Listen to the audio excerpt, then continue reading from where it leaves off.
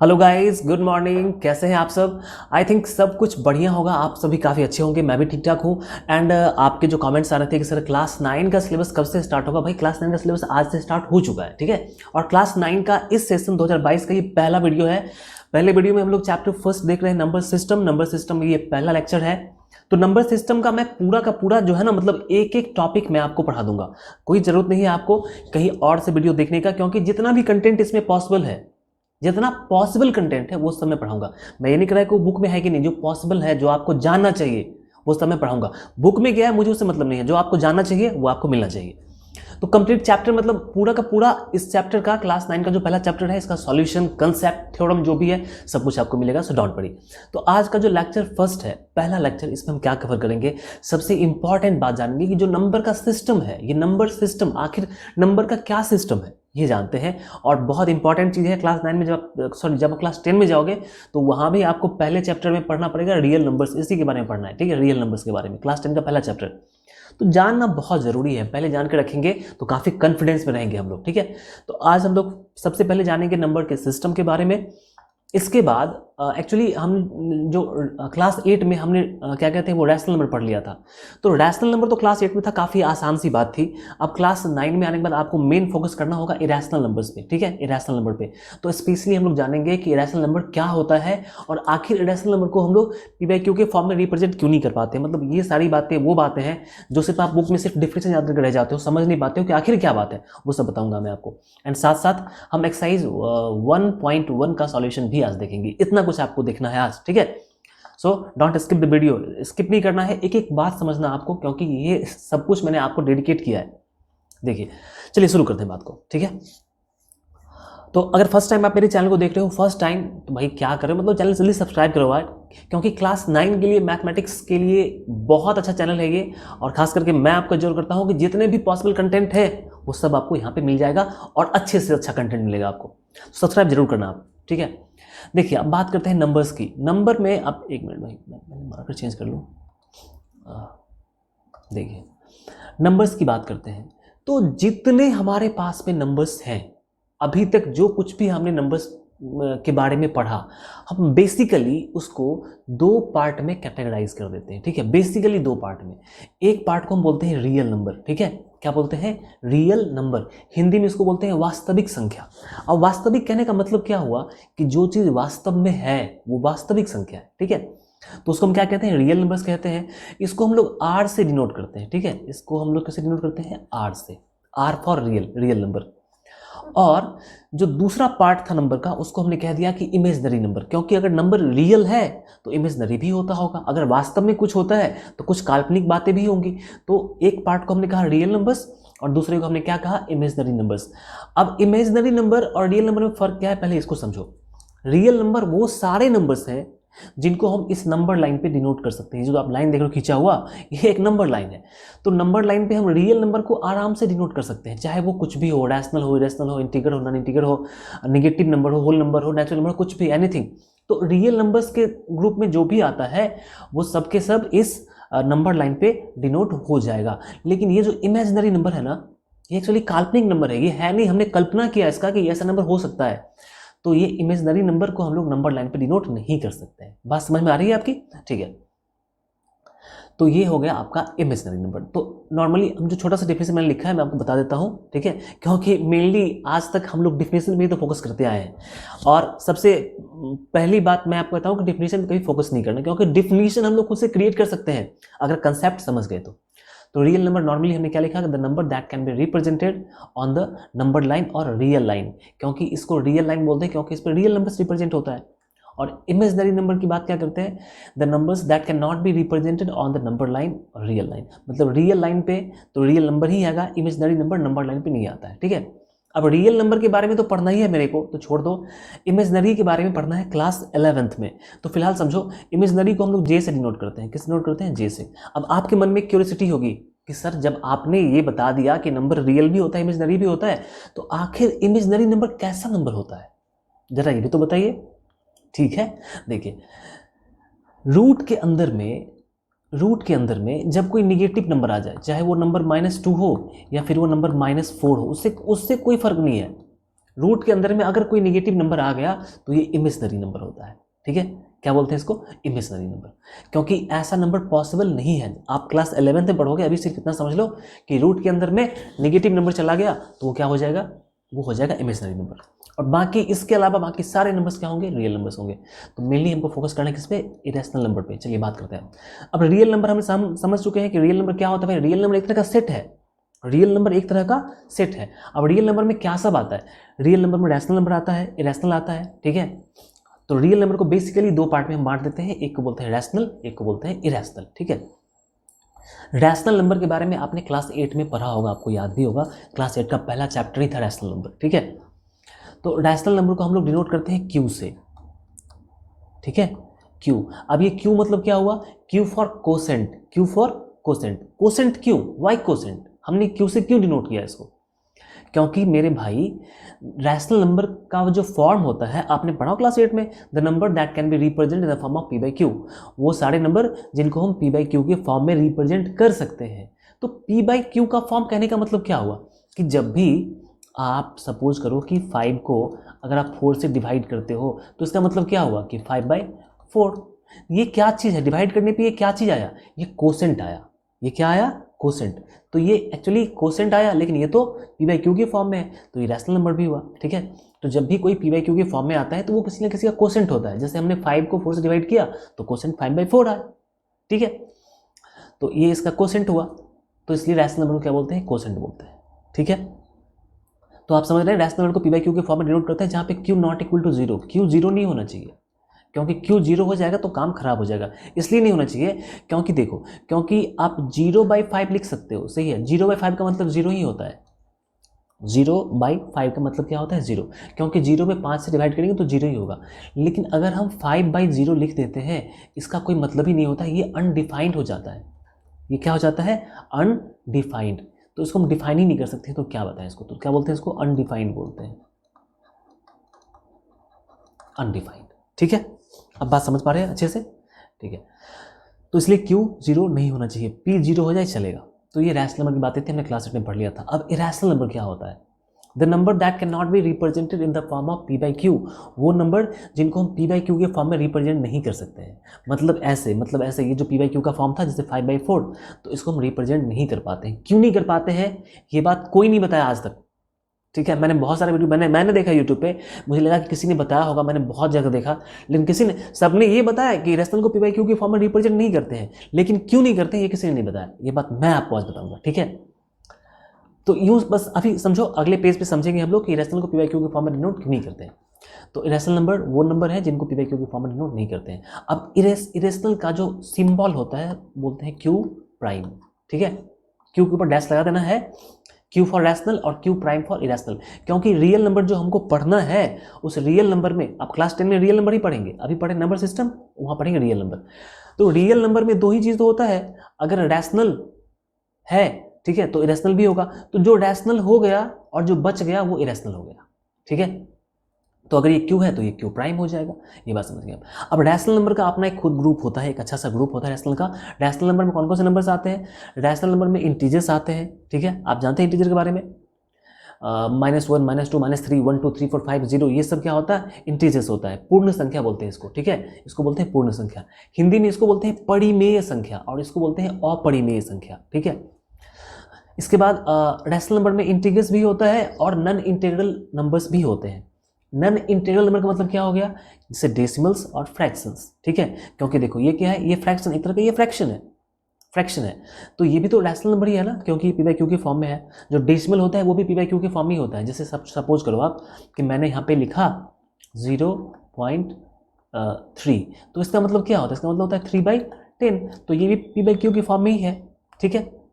या जो फ्रैक्शन होता है, जैसे फ्रैक्शन में 4/5 हो गया, तो ये भी क्या है? ये भी फ्रैक्शन है और ये डेसिमल है। ये दोनों ही पी बाई क्यू के फॉर्म में आ जाता है। तो रैशनल नंबर में नॉन इंटीग्रल नंबर्स भी होते हैं।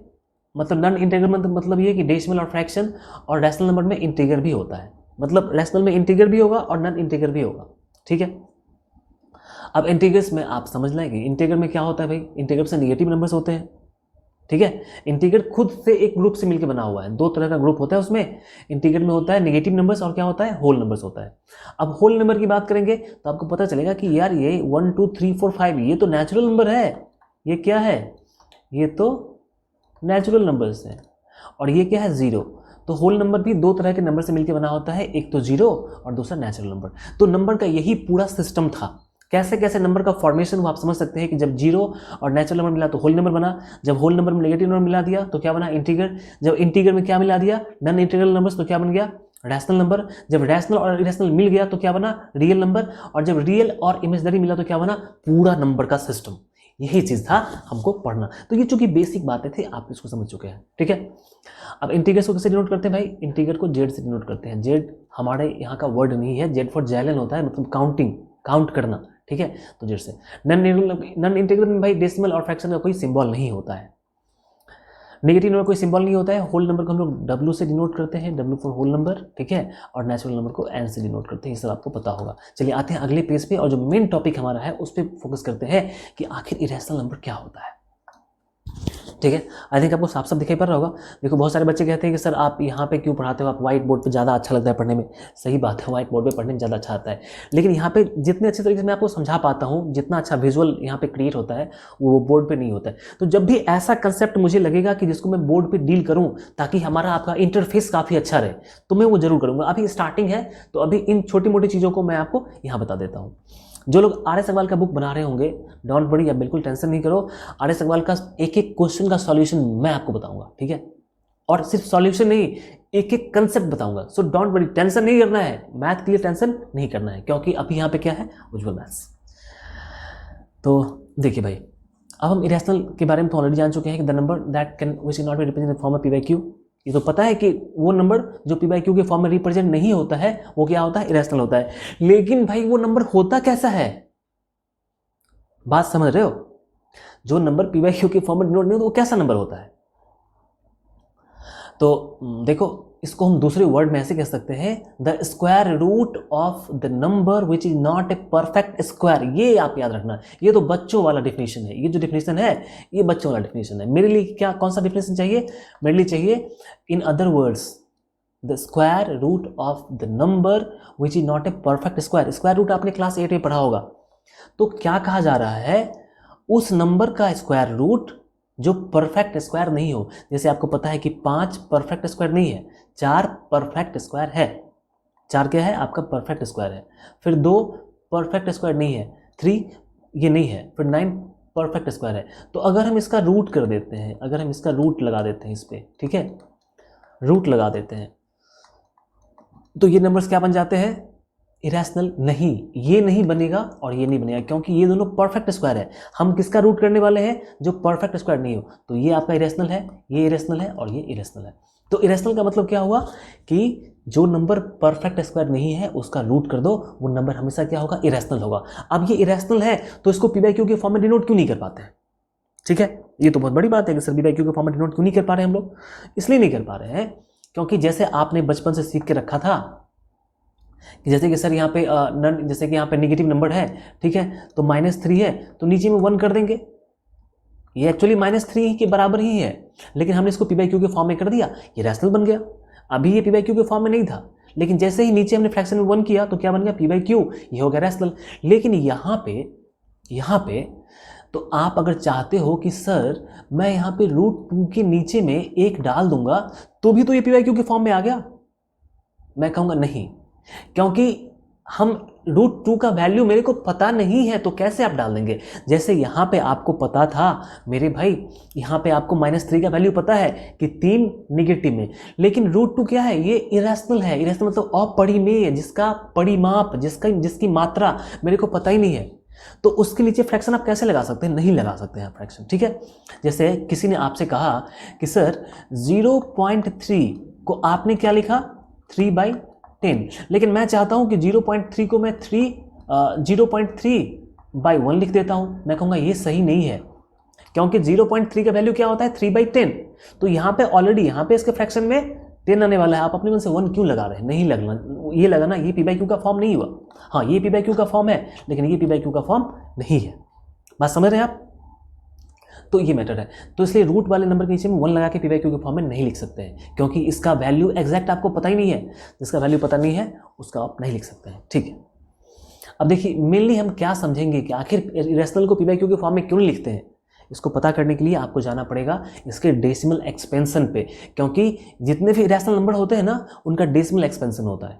बात समझ रहे हो? जो रैशनल है डेसिमल एक्सपेंशन उनमें भी होता है, कुछ में नहीं भी होता है, लेकिन जो इरेशनल है उसका डेसिमल एक्सपेंशन होता है। डेसिमल एक्सपेंशन कहने का मतलब ये हुआ कि जब आप किसी को डिवाइड करते हो, जब आप किसी दो नंबर को डिवाइड करते हो तो या तो वो पूरा का पूरा कैंसिल हो जाता है, नहीं तो फिर हम डेसिमल लगा के हम डिवाइड करते हैं, ये आपको पता होगा। तो जो जितना डेसिमल लगाते हैं वो डेसिमल एक्सपेंशन कहलाता है। तो यहाँ पे समझो आप डेसिमल एक्सपेंशन के बारे में समझो। डेसिमल एक्सपेंशन के बारे में, रैशनल के बारे में और इरेशनल के बारे में। तो रैशनल नंबर का जो डेसिमल एक्सपेंशन होता है, कहने का मतलब जैसे आप 4 में 5 से डिवाइड करोगे, ठीक है, आप डिवाइड कर लो। जैसे मैं 4 में 5 से डिवाइड करता हूँ, आप कहोगे कि सर पहले तो यहाँ पे पॉइंट डाल दीजिए और यहाँ पे 0 डाल दीजिए। मैंने कर दिया। अब 5 से 8 बार में लग जाएगा 40, ये कैंसिल हो जाएगा। तो आपने कहा कि सर ये 5/4 है ना, इसका मतलब क्या हुआ 0.8। देखो यही डेसिमल एक्सपेंशन होता है, लेकिन डेसिमल एक्सपैंड नहीं हुआ, डेसिमल खत्म हो गया। डेसिमल क्या हुआ? खत्म हो गया, आगे ये बढ़ता नहीं जा रहा है। तो हमने कहा कि देखिए सर एक्चुअली ये 4/5 पी बाई क्यू के फॉर्म में, 4/5 पी बाई क्यू के फॉर्म में रैशनल नंबर है। तो रैशनल का डेसिमल एक्सपेंशन कैसा आया? टर्मिनेटिंग, जो खत्म हो जाए। देखो यहाँ पे रिमाइंडर क्या आ गया? 0, रिमाइंडर 0 आ गया। तो जब रिमाइंडर डेसिमल के बाद जब रिमाइंडर 0 आ जाता है तो उसको हम कहते हैं टर्मिनेटिंग, जो खत्म हो गया है। तो रैशनल में दो तरह का डेसिमल एक्सपेंशन होता है। पहला होता है टर्मिनेटिंग, जो खत्म हो जाता है। दूसरा होता है नन टर्मिनेटिंग, ठीक है। नन टर्मिनेटिंग का मतलब क्या होता है? जैसे 9/20 है, इसको भी आप डिवाइड करोगे, 9/20 को आप डिवाइड करोगे, ठीक है, तो ये भी डेसिमल एक्सपेंशन आएगा। आप क्या करोगे, यहाँ पे डेसिमल दोगे तो यहाँ पे 0 आ जाएगा। अब 20 से कितने बार में? 4 बार में, तो कितना आ जाएगा? हो जाएगा ये 80 हो जाएगा। रिमाइंडर बचा 10। फिर आप यहाँ पे एक 0 दोगे और 5 बार में डिवाइड कर दोगे। तो आप कहोगे सर 9/20 ये पी बाई क्यू के फॉर्म में रैशनल नंबर है, लेकिन यहाँ पे आप जब 5 से डिवाइड करते हैं तो 100 कैंसिल हो जाता है। रिमाइंडर क्या आ गया? रिमाइंडर खत्म हो गया। तो रिमाइंडर खत्म होने के बाद क्या बचा आपके पास में? 0.45। तो आप क्या कहोगे कि सर इसका डेसिमल एक्सपेंशन तो खत्म हो गया, अब डेसिमल नहीं बढ़ रहा है। तो ये दो तरह का जो है ना, ये टर्मिनेटिंग डेसिमल कहलाता है। टर्मिनेट मतलब खत्म हो जाना, डेसिमल खत्म हो जाता है। लेकिन जैसे ही आप 8 में 3 से डिवाइड करोगे, ठीक है, मैं आपको डिवाइड करके भी दिखाता हूँ। देखो अभी मैं आपको 8 में 3 से डिवाइड करके दिखाता हूँ, ये खत्म ही नहीं होने वाला है। देखो जैसे हमने लिखा 8, एक मिनट, 8, अब 3 से डिवाइड करते हैं। 3 2 जा 6, बचा 2। अब कहोगे सर यहाँ तो लगेगा नहीं, आप डेसिमल डालेंगे, फिर क्या लिखेंगे 0, फिर 3 से कितने बार में? 6 बार में, कितना आ जाएगा? 18। फिर क्या बचेगा? 2, फिर डेसिमल डाला हुआ एक 0 आएगा, फिर 3 से 6 बार में, फिर होगा 18, फिर आएगा 2। ये चलता ही रह जाएगा। अब रिमाइंडर आपका 0 आएगा नहीं, क्योंकि हर बार 20 आएगा और 20 में 6 से डिवाइड करते हैं तो पूरा पूरा लगता नहीं है, ठीक है। तो आपने क्या देखा कि जब भी 8/3 ये भी पी बाई क्यू के फॉर्म में ही है, मतलब ये रैशनल है, लेकिन इसका डेसिमल खत्म ही नहीं होगा, ये बढ़ता चला जाएगा, ठीक है। तो खत्म जो नहीं हो रहा है उसको हम क्या कहेंगे? नन टर्मिनेटिंग, जो खत्म ही नहीं हो रहा है। तो देखो जैसे हम 8 को 3 से डिवाइड करते हैं तो 2.666666 आता चला जाता है, ठीक है। 6 बोल रहा हूं, आप कुछ और ही सुन रहे होंगे। तो इसको हम कैसे लिखते हैं? 2.6 और 6 पे लगा देते हैं रेकरिंग। रेकरिंग मतलब क्या कि 6 हमेशा बढ़ता जा रहा है, 6 खत्म नहीं होने वाला है। 2 तो खत्म हो गया, 2 तो आ गया, बात खत्म, लेकिन 6 नहीं आ रहा है, 6 खत्म नहीं हो रहा है, 6 बढ़ता जा रहा है। तो जो बढ़ता चला जाएगा उस पर लगा देंगे रेकरिंग, शो करने के लिए, ताकि वो बढ़ता चला जा रहा है, रिपीट हो रहा है। तो आपने क्या देखा कि ये क्या है? ये नन टर्मिनेटिंग है। देखो नन टर्मिनेटिंग, लेकिन नन टर्मिनेटिंग में एक खास बात है कि ये रिपीट हो रहा है। क्या हो रहा है? रिपीट, 6 6 6 6 6 6 6, ये रिपीट ही होता जा रहा है।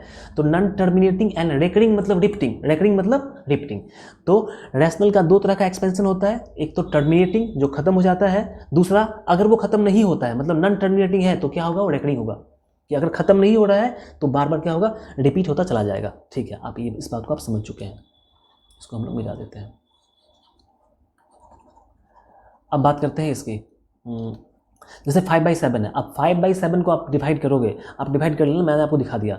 तो ये ऐसा नंबर मतलब खत्म ही नहीं होगा। लेकिन आपने क्या देखा कि सर यहाँ पे तो सिर्फ 6 ही रिपीट हो रहा था, लेकिन यहाँ पे तो मैं कहूँगा गौर से देखो, यहाँ पे रिपीट हो रहा है। अब यहाँ पे क्या रिपीट हो रहा है? देखो जरा सा गौर से, 7 7 1 4 2 8 5, ठीक है। फिर देखो फिर 714285, फिर देखो 714, यहाँ पे 2 होना चाहिए, मैंने 3 लिख दिया गलती से, ठीक है, यहाँ पे 2 ही होगा, 2 ही होगा, ठीक है। तो आप क्या देख रहे हैं, आप ये देख रहे हैं कि डिवाइड करने पे जरूरी नहीं है कि एक ही नंबर रिपीट होगा, हो सकता है कि बहुत सारे नंबर बार बार रिपीट होते रहें। जैसे कि यहाँ पे ये 5 नंबर है, 7145, देखो 714285, ये 5 नंबर्स हैं। अब फिर से डिवाइड करने पे ये 5 नंबर ही आता जाएगा, ठीक है। तो ये ऐसे रिपीट होगा, ठीक है। तो इसको हम कैसे लिखेंगे, इसको कहेंगे, देखिए सर ये तो पूरा का पूरा रिपीट ही हो रहा है, मतलब 714285, ठीक है। इस पे लगा देंगे रेकरिंग, कहेंगे कि ये जब भी आप 5 में 7 से डिवाइड करेंगे तो हर बार आपको ऐसे नंबर ही आएंगे, 514285, फिर से स्टार्ट हो जाएगा 714285, फिर 7142, ये आता ही रहेगा, ठीक है। तो ये भी खत्म नहीं हो रहा है, नॉन टर्मिनेटिंग है लेकिन रिपीट हो रहा है। तो रैशनल का एक्सपेंशन समझ चुके हैं आप कि ये टर्मिनेटिंग होता है और क्या होता है, या तो टर्मिनेटिंग, अगर टर्मिनेटिंग नहीं हुआ, नॉन टर्मिनेटिंग हुआ तो ये रिकरिंग या फिर रिपीटिंग होगा। लेकिन जब बात करेंगे इरेशनल की तो यहाँ पे टेंशन हो जाएगा। यहाँ पे टेंशन क्या हो जाएगा, यहाँ पे टेंशन ये हो जाएगा कि जैसे √2, अब मैंने क्या बताया कि √2 इरेशनल है, तो जैसे ही √2 का वैल्यू निकालोगे तो ये भी कटेगा नहीं, डेसिमल में आना स्टार्ट हो जाएगा।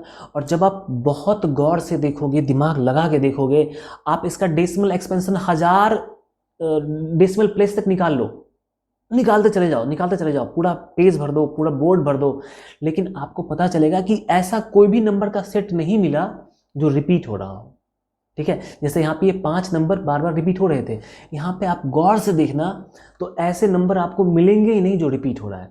अब आपके कहने का मतलब ये नहीं है कि सर यहाँ पे 8 है 2 बार, नहीं नहीं, ऐसे नहीं, वो रिपीटेशन हर जगह होना चाहिए, हर जगह होना चाहिए। अगर 2-2 नंबर रिपीट हो रहा है तो हर बार 2-2 नंबर रिपीट होना चाहिए, लेकिन ऐसा इरेशनल में आपको नहीं मिलता है। इरेशनल नंबर का जो डेसिमल एक्सपेंशन होता है वो नॉन टर्मिनेटिंग तो होता है, मतलब वो खत्म तो नहीं होता है, लेकिन वो रिपीट भी नहीं होता है, मतलब नॉन टर्मिनेटिंग नॉन रेकरिंग होता है। जब भी कोई भी इरेशनल का आप जब स्क्वायर रूट निकालोगे, डेसिमल स्क्वायर रूट निकाल रहे हैं हम लोग, ये क्या चीज़ है, √2 का मतलब क्या हुआ, हमने उसका स्क्वायर रूट निकाला, तो आपको हमेशा यही मिलेगा।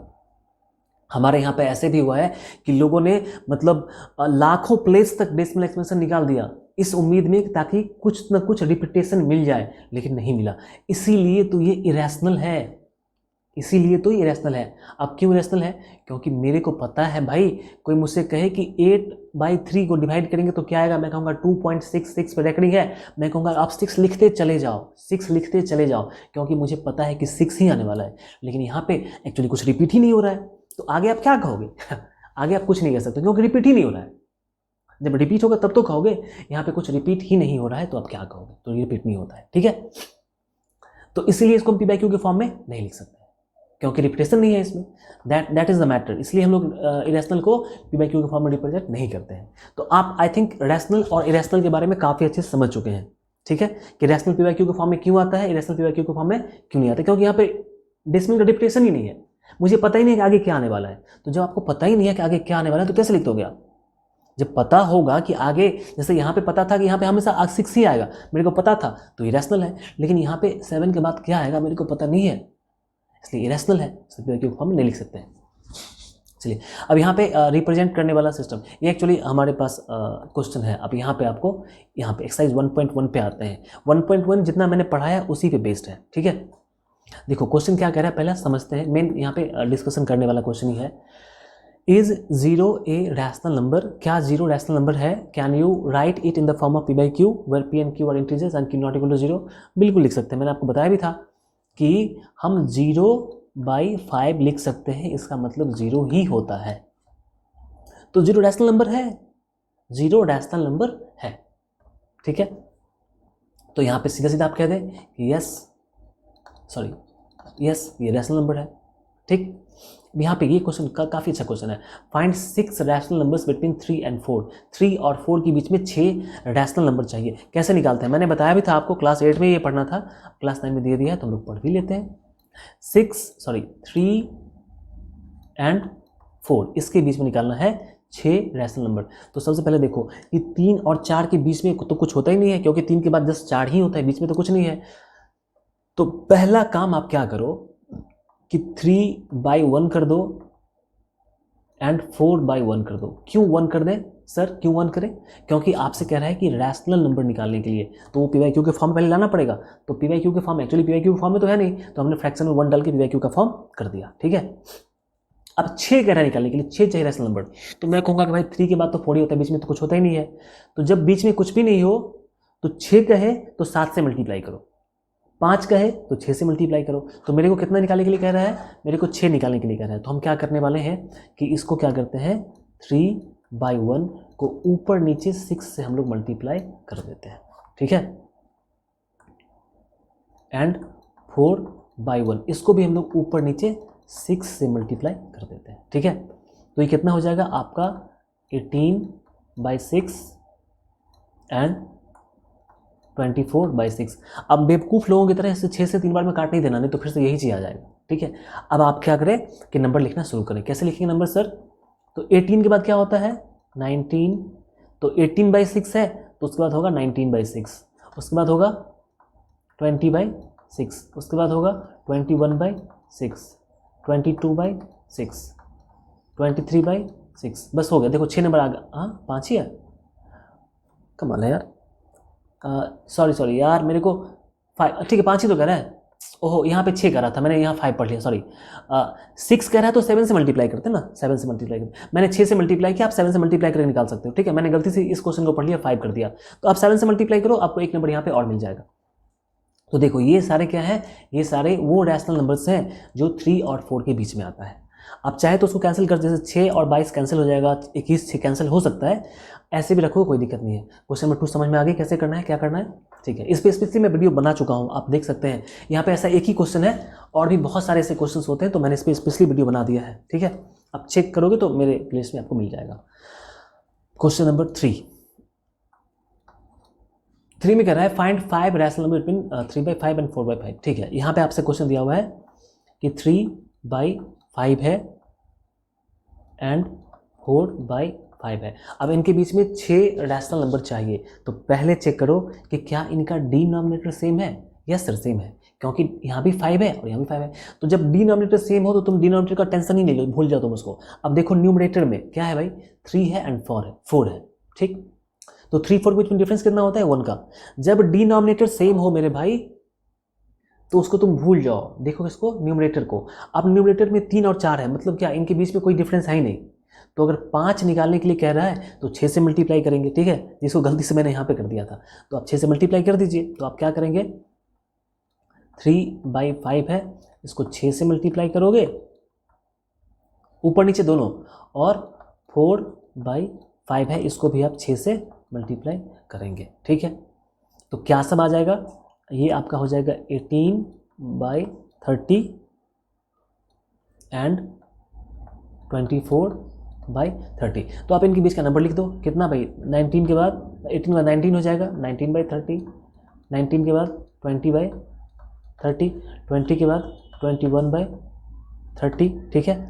फिर 22/30, 23/30, ठीक है। ये सारे नंबर्स जो है, देखो 5 नंबर रैशनल नंबर है जो 3/5 एंड 4/5 के बीच में आते हैं। आप चाहो तो कैंसिल कर, जो कटने वाला है, जैसे 19 और 30 तो कटेगा नहीं, लेकिन यहाँ पे ही कैंसिल हो सकता है, तो कैंसिल कर सकते हो, तुम कैंसिल कर सकते हो, कोई दिक्कत नहीं है, ठीक। अब यहाँ पे चलिए इन क्वेश्चन को देखते हैं। यहाँ पे ये डिस्कशन बेस्ड क्वेश्चन है।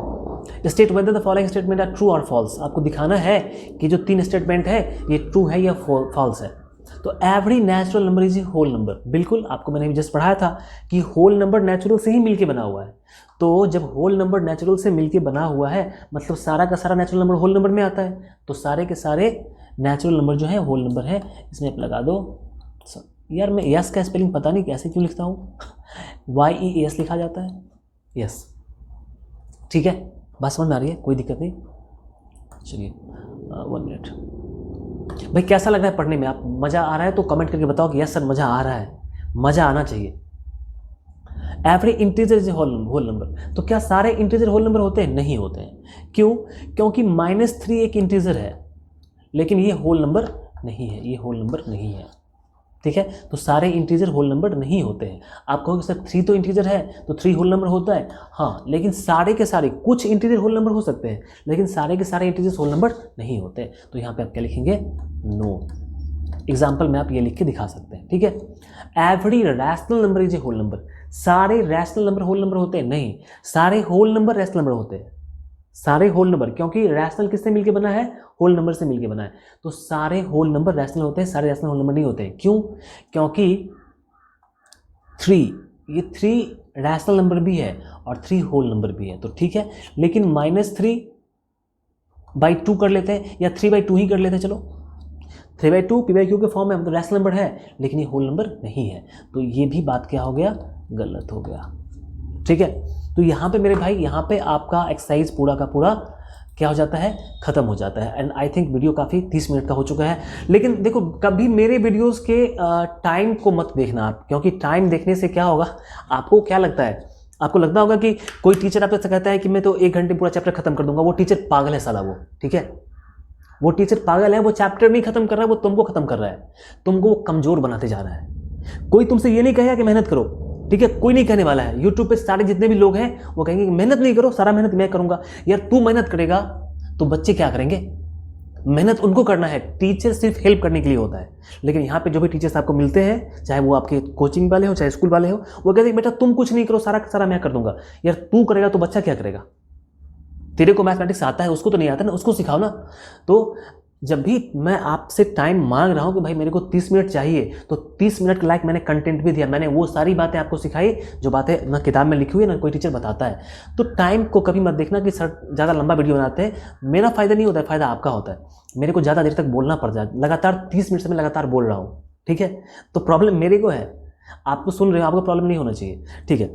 तो भाई मैंने क्या कहा था, कमेंट करके बताना कैसा लगा। सब्सक्राइब आपने किया नहीं, ये क्लास 9 का पहला वीडियो है, सारे स्टूडेंट तक पहुंचा दो, ठीक है, सारे स्टूडेंट तक, क्लास 9 वाले, ताकि सबको सीखे, सबको पता चले कि रैशनल p/q के फॉर्म में क्यों नहीं लिखते। और आगे क्लास 9 का हर एक टॉपिक मैं डील करूंगा, डोंट वरी। तो मिलते हैं फिर नेक्स्ट वीडियो में, तब तक बाय एंड टेक केयर। पढ़ते रहिए, खुश रहिए, मस्त रहिए।